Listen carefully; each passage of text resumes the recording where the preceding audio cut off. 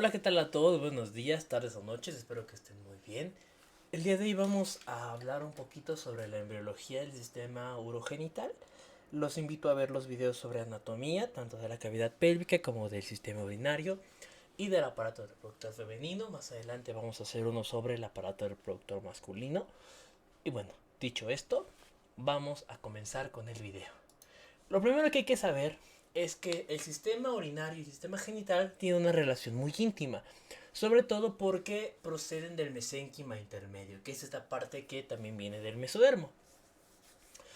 Siendo un poquito más específicos, esta parte de lo que es el mesénquima intermedio de toda la porción urogenital, que podemos verlo como este tubito de color morado, color lila, proviene de la pared dorsal del embrión. O sea, las células migran y forman esta estructura. Más adelante nos vamos a dar cuenta de cómo se deriva, ¿no? Solamente les puse aquí una pequeña parte de lo que es el mesodermo, o músculo cardíaco, mucho tejido conjuntivo, ¿no? Por parte del mesodermo, y también lo que son las células tubulares, que es lo que vamos a ver ahorita con el riñón. Como les digo, este mesénquima intermedio pues forma parte de los riñones, genitales internos y muchos conductos, que les vamos a ver un poquito más adelante. Vamos a tener un desplazamiento ventral, es decir, hacia adentro. Y en este desplazamiento ventral es donde se separa de las somitas, que las somitas son estas estructuras que van a derivar en otras partes de la piel, por ejemplo, ¿no? Y se separan cuando el embrión pues se separa hacia adentro, ¿no? Este desplazamiento ventral. Hay muchas elevaciones constantes que va a tener toda esta porción, que van a ser la cresta urogenital, los cordones nefrogénicos y la cresta gonadal, pero eso vamos a ver un poquito más adelante. Todo eso tiene una gran regulación genética. Entre los genes principales está el gen supresor de tumor de Wilms o WT1, el factor esteroidogénico y el gen DAX1. Ok, entonces dicho esto, vamos a ir avanzando poco a poco. Primero que nada vamos a hablar sobre los riñones. Los riñones se dividen en tres estadios: los pronefros, los mesonefros y los metanefros. Los pronefros son la estructura inicial que comienza al principio de la cuarta semana de gestación, más o menos, pero tienen la característica de que involucionan. Lo más importante en ellos es que su conducto va a terminar a nivel de esta región que se llama cloaca, que la cloaca es como una zona de desecho, ¿no? Como un espacio, como un sótano en donde este contenido se va a verter, es el contenido de lo que es el pronefros. Y como les digo, lo que realmente nos importa de este es que uno, involuciona y dos, deja sus conductos funcionales. ¿A quién le deja sus conductos funcionales? A la siguiente estructura, que se llama mesonefros. El mesonefros son los conductos secretores iniciales. Se podría ver como un riñón funcional al 100%, pero es provisional. ¿Por qué? Porque este va a estar hasta que la última porción, que se llama metanefros, se desarrolle por completo y esta ya comience a dar ahora sí al riñón como tal, ¿no? Al riñón maduro. En este caso, el mesonefros aprovecha los conductos que le había dejado el pronefros para que también lo drene en la cloaca. Esta porción del mesonefros comienza su desarrollo y como su prime, por así decirlo, o sea, su momento más importante desde el final de la cuarta semana, el inicio de la quinta más o menos, ¿no? Por eso tenemos un rango de la cuarta a la quinta semana de gestación. Son riñones provisionales que van a estar aproximadamente hasta la novena semana de gestación, porque en este periodo es cuando la última porción, que se llama metanefros, ya tiene gran parte de la función por parte de sus riñones. Es decir, ya el riñón formal, el riñón ya maduro, está comenzando con las características necesarias. Este mesonefros se compone principalmente de los túbulos mesonéfricos que drenan en un conducto mesonéfrico. Es decir, estos túbulos, si se dan cuenta, son los que vienen aquí como de manera horizontal. Y el conducto mesonéfrico que viene de forma vertical es el que drena en la cloaca. Los glomérulos que presenta este mesonefro son entre 10 o 50, o sea, realmente son pocos, justamente porque es provisional. Los túbulos mesonéfricos, que son estos, en el caso de los hombres van a no degeneran, sino que se convierten en los conductos deferentes. Y como les digo, degeneran por completo, o sea, toda esta región, hacia las 12 semanas de gestación, cuando ya el metanefros está mucho más desarrollado. Los metanefros, como les digo, que ya es la zona más compleja de los riñones, comienzan a partir de la quinta semana, aproximadamente, la quinta semana de gestación, y su función, si se dan cuenta, se da 4 semanas después, hacia la novena semana, que es justamente cuando los mesonefros, pues ya dicen, ¿sabes qué? Hasta acá. Cuando comienza la función de los riñones, toda la excreción que genera se va hacia el líquido amniótico y contribuye a la cavidad amniótica. En general, los metanefros tienen la gran característica de que aprovechan el conducto que ya traía el mesonefro, el conducto mesonéfrico. En este conducto mesonéfrico se da una pequeña elevación y una bolita, ¿ok? La vamos a denominar así para que sea mucho más fácil. Este que viene acá donde estoy señalando con el puntero es el conducto mesonéfrico. Y si se dan cuenta hay una elevación y una bolita.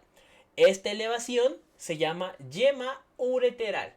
Y esta bolita que está aquí es un blastema metanefrogénico o metanefrógeno, como también se le llama. O solo blastema nefrógeno, algunos le llaman. En este caso, como les digo, la yema ureteral, que es esta elevación que se da justamente del conducto mesonéfrico, está en su porción ya muy cerca de cuando llega a la cloaca. Si se dan cuenta, en este tubo que viene acá, aquí está la cloaca. Y justo antes de la entrada de este conducto hacia lo que es la cloaca, está esta pequeña elevación, que es la yema ureteral. La yema ureteral, conforme va creciendo, se introduce en el blastema. El blastema es lo que va a ser justamente el tejido del riñón. En este caso, este tejido del riñón va a ser penetrado por esta yema ureteral.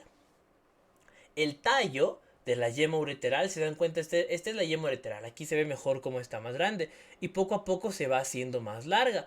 Pues bueno, justamente el tallo que se va alargando y se va haciendo mucho mayor es lo que vamos a conocer como el uréter en el adulto, ¿no? O sea, ya los uréteres como tal en el adulto, y bueno, no solo en el adulto, sino desde el niño, que sirven para la salida de la orina.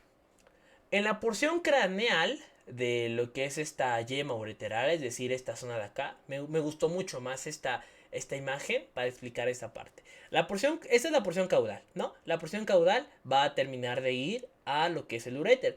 La porción craneal, por su parte, empieza a sacar ramas cada vez más pequeñas y cada vez se va haciendo mayor, porque forma, uno, la pelvis renal, que es la primer cavidad formada, luego los cálices mayores y por último los cálices menores, para que llegue a formar los conductos colectores, es decir, todos estos tubos que son cada vez más pequeños en el riñón son formados a partir de esta porción craneal de la yema ureteral, porque adentro de lo que es el blastema, o si lo queremos ver un poquito más sencillo, adentro de lo que es el tejido del riñón como tal, se va dividiendo cada vez más y haciéndose pues más especializado. Hay una transición para que esto tenga un epitelio que lo va a estar recubriendo. Por su parte, el blastema metanefrogénico, que está en esta porción de aquí, que es básicamente esta bolita que se ve justamente pegada a la yema ureteral, tiene o parte de este cordón nefrogénico, ¿no?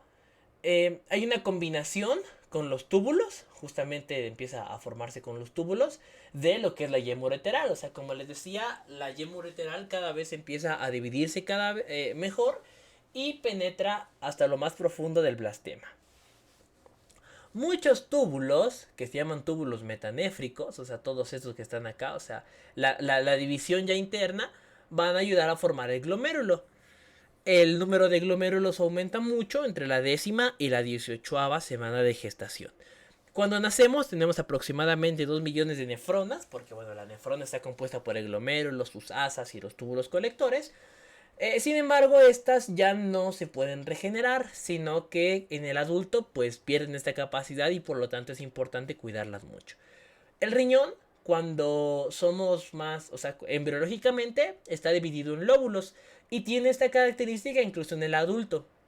Lo que sucede realmente es que en el adulto es una división lobular por parte de las arterias. En el embrión es una división lobular como que más directa, ¿no? O sea, está aplastado el riñón y conforme se va agrandando se va uno dando cuenta de los lóbulos. Es un crecimiento tubular, es decir, todos estos túbulos empiezan a crecer y nos damos cuenta cómo hay un tejido intersticial y comienza todo lo que es el filtrado glomerular. Es decir, cómo gracias al crecimiento de los túbulos se empieza a llenar el intersticio, es decir, el espacio del blastema, y comienza con la función básica, ¿no? Que es el filtrado glomerular. Hay una inducción recíproca, es decir, la yema ayuda al crecimiento del blastema y el blastema ayuda al crecimiento de la yema. O sea, esto es muy importante. Otra cosa muy interesante es que los riñones comienzan su desarrollo aquí. Esta es la región sacra. Y en el adulto nos damos cuenta que está a nivel lumbar.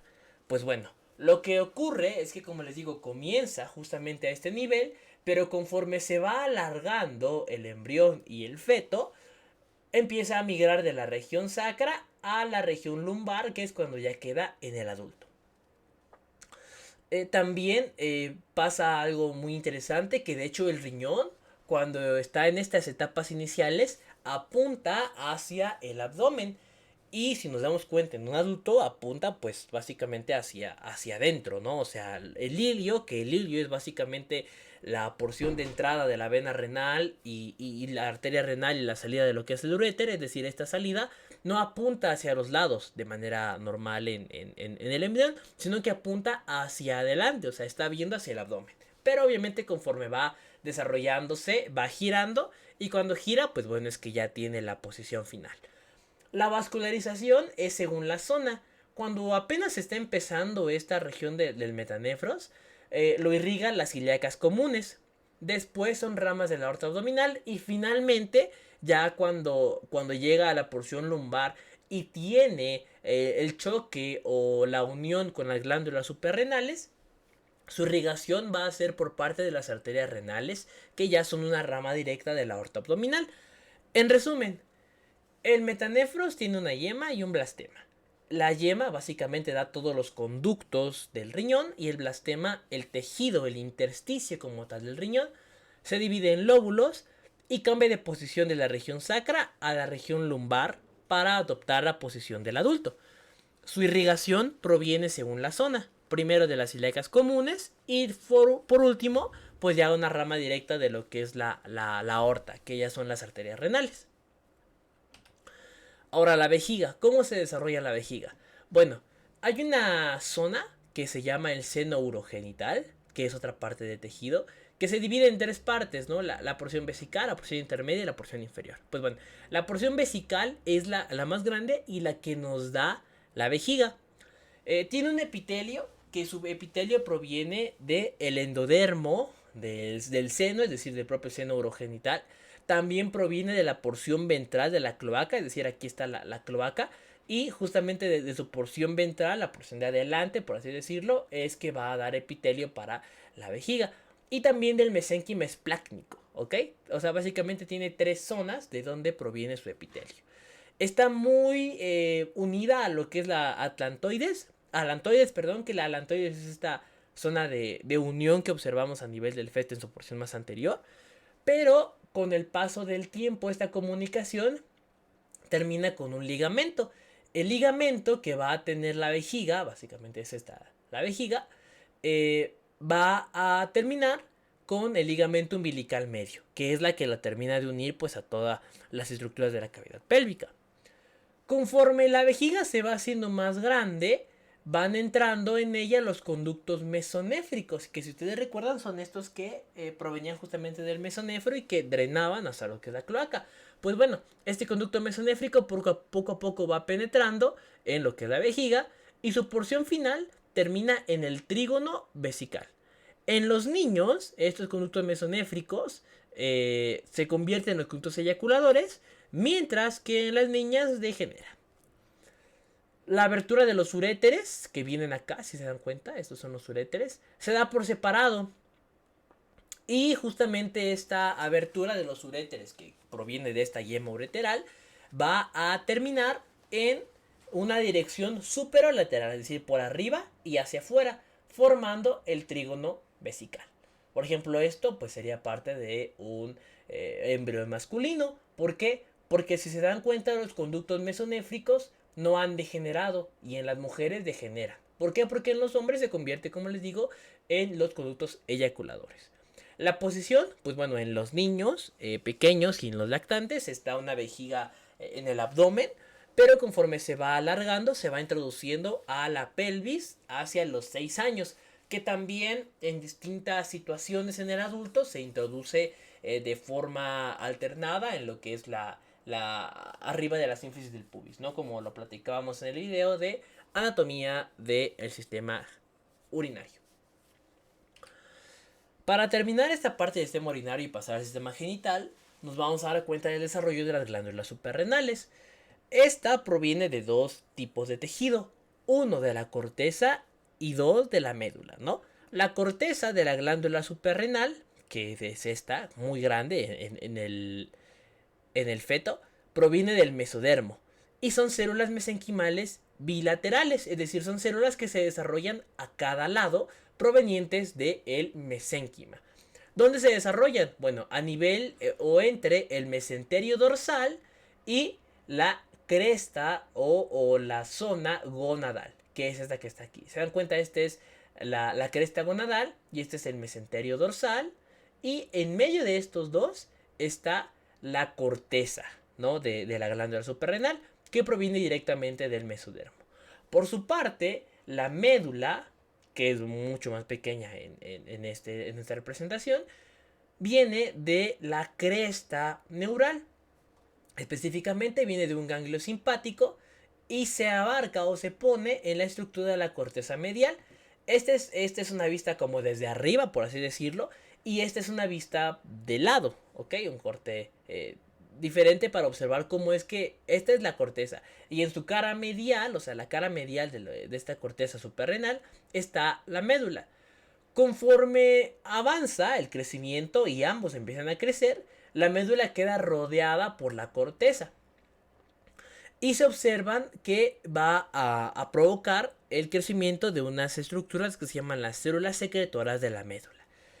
Cuando un niño nace, o sea, ya hacia el final del periodo fetal, hay una zona glomerulosa y una zona fasciculada que están muy bien desarrolladas. Por su parte va a haber una zona reticular, que es esta zona rosadita, se dan cuenta, esta es la glomerulosa y la fascicular, que ya está, o fasciculada, que ya está muy desarrolladas en el niño cuando nace. La zona reticular, por su parte, termina su desarrollo hacia los 3 años de vida. En tamaño en general son muy grandes, o sea, en comparación con el adulto son muy grandes estas glándulas suprarrenales y debe de estar así para el crecimiento y para la estimulación del crecimiento en el niño. Como les digo, es una estimulación estrogénica y hay una involución, o sea, se hace un poco más pequeñita hacia lo que es el primer año de vida, pero después recupera el tamaño, el tamaño relativo, ¿no? Porque realmente conforme va creciendo hacia los 2 o 3 años para seguir con esa estimulación en el crecimiento. Ahora, el desarrollo de las gónadas. ¿Cómo es que es esta parte de los caracteres sexuales? Primero que nada hay que saber que todo viene del sexo cromosómico. O sea, desde la fecundación ya está determinado cuál es el sexo que va a tener el infante. Sin embargo, hay una fase que se llama fase indiferente, cuando realmente las células y el tejido empieza a crecer y no se observa como tal si es masculino o si es femenino. Esta fase indiferente dura hasta la 7ª semana de gestación, que es cuando ya hay una estimulación para ahora sí decir, bueno, va a empezar a estimularse hacia el sexo masculino o hacia el sexo femenino. Los orígenes realmente de lo que son las gónadas es variado. De manera general es del mesodermo de la pared posterior, del tejido conjuntivo de la región y unas células que se llaman las células germinales primordiales, que ayudan a la generación de las gónadas. Hablando de este periodo indiferente o indiferenciado, vamos a comenzar hablando de la gónada indiferenciada, que son estas pequeñas estructuras que están acá. Bueno, Estas gónadas indiferenciadas aparecen hacia la quinta semana de gestación y este es el mesonefros, ¿ok? O sea, el tubo que veíamos que corría por acá, pues bueno, aquí lo estamos observando. Este es el mesonefros. En su cara medial aparecen estas elevaciones que se llaman, o evaginaciones, si lo que vemos un poquito más técnicos, que se llaman la cresta gonadal. A su vez, las crestas gonadales se comunican a la porción más inferior gracias a cordones gonadales, que son estos que están acá, los cordones gonadales, ¿ok? Estos cordones gonadales son los que determinan si va a ir hacia el sexo masculino o si va a ir hacia el sexo femenino. Parte de lo que es esta cresta se divide en una corteza y una médula. La corteza como tal, es decir, cuando no degenera la corteza, es cuando nos da los ovarios. Y cuando lo que no degenera es la médula, lo que da son los testículos. También para la formación de las gónadas es muy importante la participación de las células germinales primordiales, ¿ok? Estas pueden localizarse hacia la cuarta semana de gestación aproximadamente o hacia los 24 días más o menos después de la fecundación. Comienzan a nivel de la alantoides y como les digo solo como recordatorio, pues bueno, aquí está la alantoides, o sea, comienzan a este nivel y se separan de la misma porque migran hacia las crestas gonadales, que es esta elevación que les venía platicando.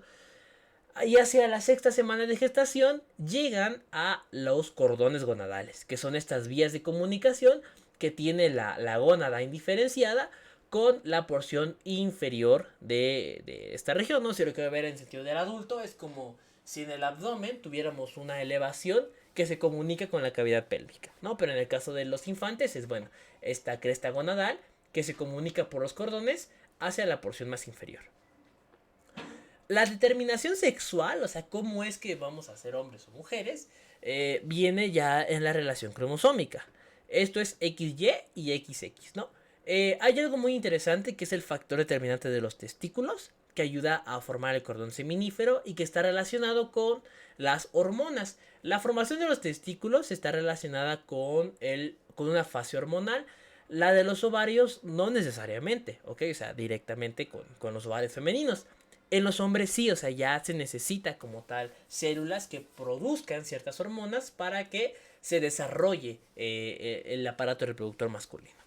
En este caso, las hormonas que se necesitan son la testosterona, dihidrotestosterona y otra que se llama la antimülleriana, que comienzan a secretarse hacia la séptima semana de gestación.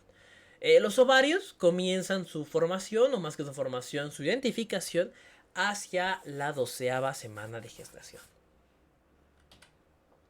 Ahora, ¿cómo se desarrollan los testículos y los ovarios?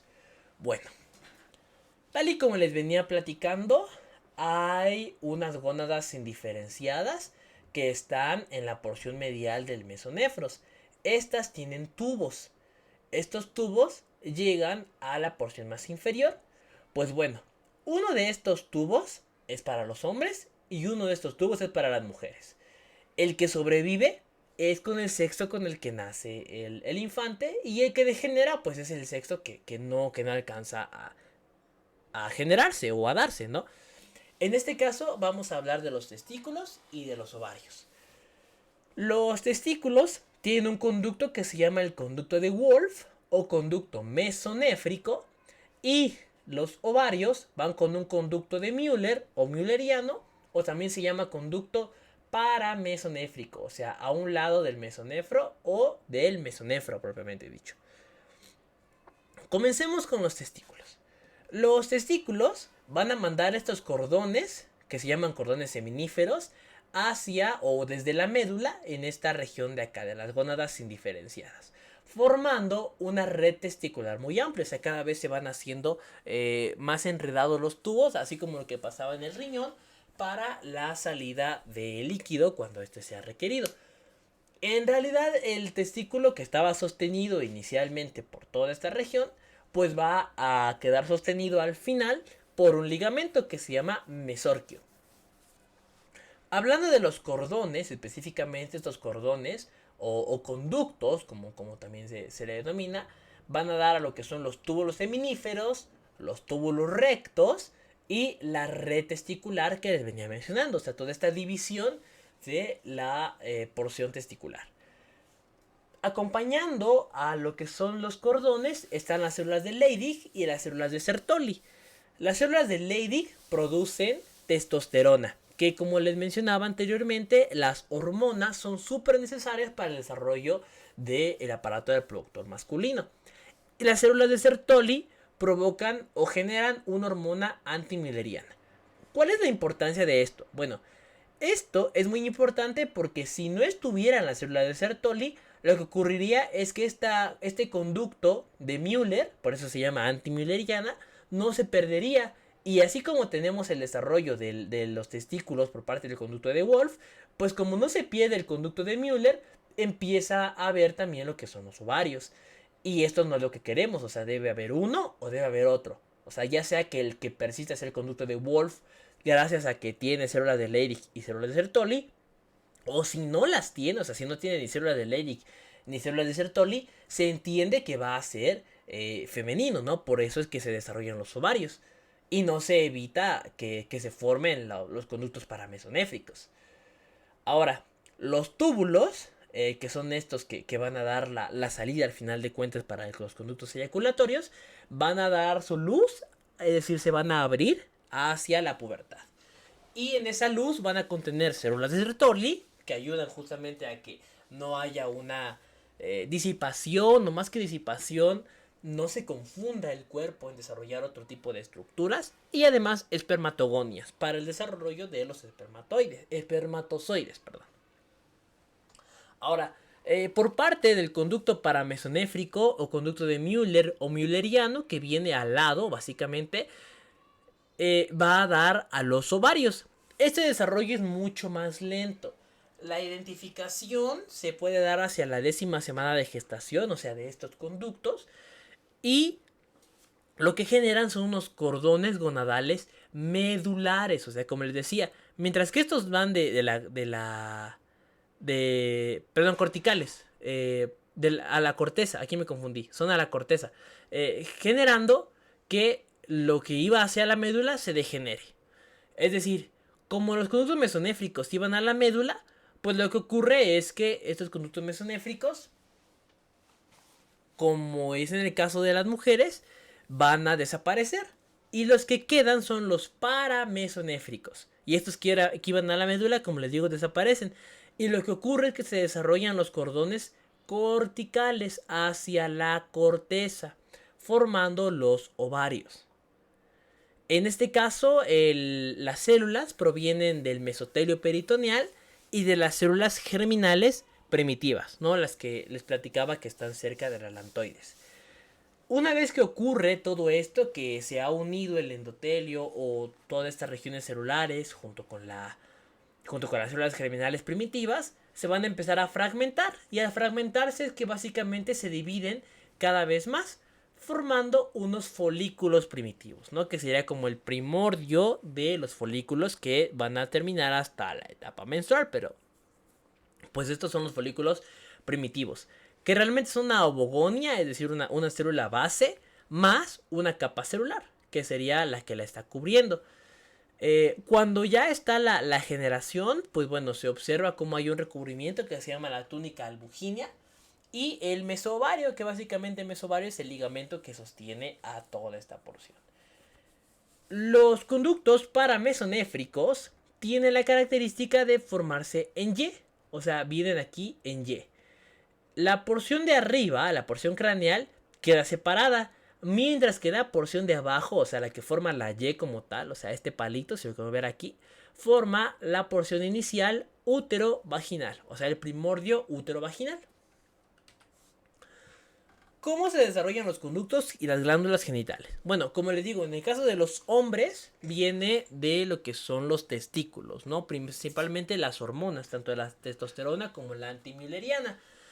El conducto mesonéfrico, bueno, en la porción proximal, o sea, el conducto de Wolf, en la porción proximal, nos va a dar al epidídimo. Las glándulas seminales vienen de vaginaciones, es decir, bolitas o salientes que van del mismo conducto de Wolf, y van a ayudar a formar al conducto eyaculador. y a la generación de líquido seminal y la nutrición de los espermatozoides. La próstata viene de una evaginación de la uretra prostática, o sea, de la uretra que está en la región de la próstata. Se empieza a ver elevaciones, evaginaciones, y va a tener como dos orígenes de tejido: el epitelio glandular, que viene del endodermo, y su estroma, que viene del mesénquima. Y bueno, finalmente las glándulas bulbouretrales, que también son de vaginaciones, es decir, salientes, pero de la uretra esponjosa. Estas también ayudan a que el líquido seminal tenga buenas características para que los espermatozoides sobrevivan. En el caso del aparato reproductor femenino, los conductos, el conducto paramesonéfrico, realmente es estimulado por estrógenos maternos. Como les digo, las hormonas, en el caso de los hombres, vienen directamente del testículo del infante. En el caso de las mujeres, viene de la mamá. La mamá, pues bueno, viene principalmente de los ovarios maternos y de la placenta. Esto es el que le da los estrógenos y la señal para que se siga desarrollando el aparato del reproductor femenino. Lo que genera en estos conductos paramesonéfricos son las trompas uterinas, el útero y la vagina. Como les digo, los conductos paramesonéfricos tienen una porción en Y, donde la porción de arriba, la porción craneal que está separada, ayuda al inicio de lo que es el útero, y la porción final es esta porción fusionada, es el inicio útero-vaginal, además de la formación del ligamento ancho, ¿no? Que forma los fondos de saco, tanto el fondo de saco recto vaginal como el útero vaginal, que platicábamos en el video pasado sobre anatomía del aparato reproductor femenino. Ahora, el desarrollo de la vagina. Bueno, hay que saber que es una estructura músculo-membranosa y que tiene una pared fibromuscular, que esta pared fibromuscular proviene del mesénquima subyacente, o sea, del mesénquima circundante, del mesénquima de alrededor. Hay una porción de unión que está entre el seno urogenital y el primordio útero-vaginal, esta porción que les digo de la Y, ¿no? De hecho, aquí se alcanza a ver muy bien esta Y que viene de la porción de la rompa de falopio, y esta región que es la útero-vaginal. Entonces se unen tanto la porción uterina de esta Y, de este conducto paramesonéfrico, y la zona superior del seno urogenital, formando el primordio de la vagina. A este nivel hay unas elevaciones que son los bulbos seno-vaginales. Una vez que ocurre este tejido, como aquí menciona, esta parte de los bulbos seno-vaginales forma una placa vaginal.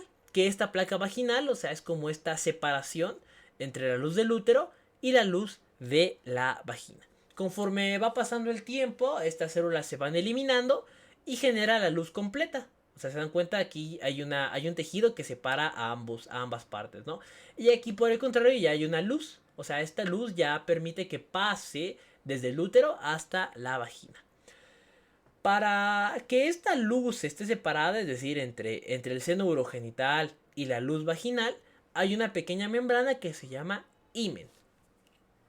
Esta es una invaginación, o sea, el mismo seno urogenital da una parte de tejido hacia adentro para la formación del himen. Su rotura puede ser perinatal, o sea, alrededor del nacimiento, cuando nace, cuando está más grande, etcétera. Esa es perinatal. Y también podemos observar esta porción cuando hablamos sobre la histología, que es lo que vimos anteriormente. Ahora, para la parte de los genitales externos, perdón por la pasada última, vamos a ver que su desarrollo comienza desde la 7ª semana de gestación, pero su identificación puede verse hacia la 12ª semana de gestación. O sea, ya están completamente diferenciados hacia la 12ª semana de gestación. En la 4ª semana de gestación comienza un tubérculo genital en la membrana cloacal. La cloaca, que es esta estructura que vemos aquí, va a tener una elevación. Esta elevación se llama tubérculo genital, que aquí se alcanza a observar. Esta es la cloaca y aquí está el tubérculo genital. Ahora, cuando existe todo esto, van a haber unas tumefacciones, que son las tumefacciones labioescrotales, y un pliegue, que se llama el pliegue urogenital. Estos dos pliegues se unen y forman un surco que se llama el surco uretral, que pues bueno, vamos a ver cómo está presente en hombres y cómo es que llegase a estar presente en mujeres. En la porción de en el aparato masculino, como les digo, está regulado por la testosterona. O sea, la producción hormonal es muy importante porque genera el crecimiento de los órganos. En este caso, según se alarga el falo primitivo, comienza el desarrollo de estos órganos genitales externos, que está mediado o apoyado por la gran cantidad de testosterona con la que es bombardeado. El mesénquima va a formar parte, o el mesénquima de este mismo falo primitivo, forma a lo que son los cuerpos cavernosos y los cuerpos esponjosos, que ayudan justamente en la erección. El surco uretral y la placa se fusiona con la placa uretral, ¿no? Que serían estas porciones que se ven aquí. Al fusionarse a nivel de la uretra esponjosa, todo el ectodermo, o sea, toda la porción de afuera, por así decirlo, ayuda a formar el rafe del pene, que es esta unión que se ve como como esta elevación, como esta cicatriz de donde se han unido los distintos tejidos, esta elevación de tejido se llama rafe. El glande tiene un cordón, que este cordón se va a unir con la uretra formando una comunicación completa, ¿no? Desde lo que es la porción de la uretra esponjosa para que termine de unirse con la porción final del glande y permita la salida tanto de orina como de la porción eyaculatora. Hacia las 12 semanas de gestación, gracias a este mismo tejido, se forma el prepucio. En el caso de la parte reproductor femenino, este falo primitivo, este primordio, forma al clítoris. Los pliegues uretrales no se fusionan, o sea, se dan cuenta, no forman un rafe, sino que permanecen abiertos. La única parte donde se fusionan es en la pared posterior.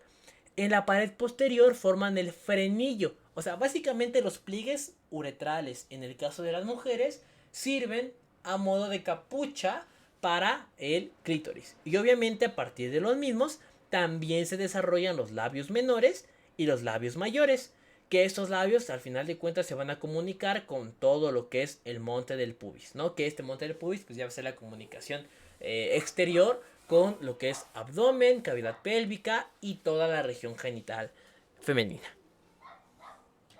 Y bueno, esto sería todo por parte de este video. Si les gustó, ya saben que pueden darle like, suscribirse, compartirlo y dejar un comentario agradable si así lo desean. Espero que les haya servido y que con ello se entienda mejor esta parte del video, tanto lo que es la anatomía que veíamos anteriormente, así como la histología, que también ya están arriba los videos de los mismos. Me gustaría finalizar con esta frase de segundo sitio que dice: si no conviene, no lo hagas; si no es verdad, no lo digas. Soy dueño de tus inclinaciones. Es muy importante que siempre tengamos esto presente para vivir de manera tranquila. Dicho esto, pues bueno, gracias y me despido. Nos vemos en un próximo video. Hasta pronto.